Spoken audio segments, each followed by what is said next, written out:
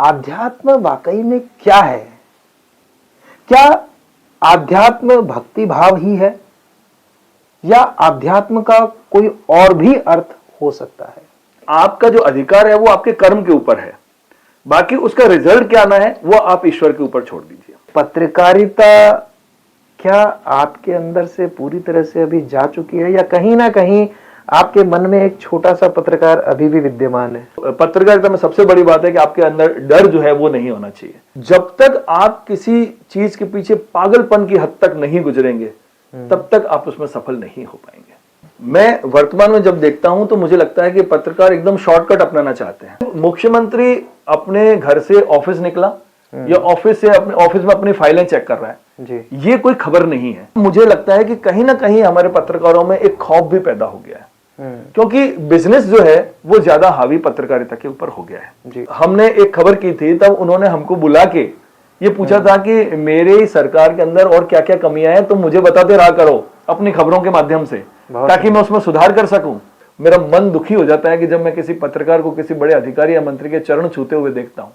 विधायिका, न्यायपालिका, कार्यपालिका और पत्रकारिता, इनमें वर्तमान परिप्रेक्ष्य में आप किस स्तंभ को सबसे ज्यादा कमजोर मानते हैं? जब तक हमारा राष्ट्र मजबूत नहीं होगा तब तक आप और हम मजबूत नहीं हो पाएंगे। जब आप अध्यात्म के क्षेत्र में आते हैं तो आपका नेचर सॉफ्ट होना चाहिए। गाय की अगर आप पालन करते हैं तो उसमें आपको खूब पैसा मिलता है। आप इस हमारे जाति धर्म के विभाजन और उसके राजनीतिकरण को किस प्रकार से देखते हैं? क्या कहना चाहेंगे इस पर? चातुर्वर्णम मया सृष्टम गुण कर्म विभागस्य। हम तो वो लोग हैं जो जहरीले सांपों को भी दूध पिलाकर उनकी पूजा करते हैं। आपके लिए श्रीमद् भगवद गीता क्या है? ज्ञानम फाउंडेशन से आप क्या क्या काम समाज और देश के हित में कर रहे हैं?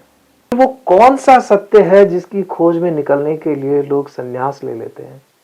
क्या बिना संन्यास लिए सत्य की प्राप्ति नहीं होती है? जी। प्राणियों में सद्भावना हो और विश्व का कल्याण हो। जी। हम ये नहीं करें कि हिंदुओं का कल्याण हो, विश्व का कल्याण। हम करें विश्व का कल्याण हो। जी। पतंग उड़ाने का आपको वाकई शौक है? सहिष्णु जो लोग होते हैं, जो शांत स्वभाव के लोग होते हैं, उनका विरोध ज्यादा किया जाता है हमेशा। आपके बेड के ऊपर जहां आप सो रहे हैं उनके साथ में अगर आपके डॉग सो रहे हैं, आपकी डाइनिंग टेबल में आपकी थाली के साथ में अगर डॉग खाना खा रहे हैं तो आपके घर में ईश्वर का वास नहीं होगा। क्या हमारी दैनिक दिनचर्या, हमारे क्रियाकलाप या हमारी लाइफ स्टाइल से हमारे ग्रह नक्षत्र प्रभावित होते हैं?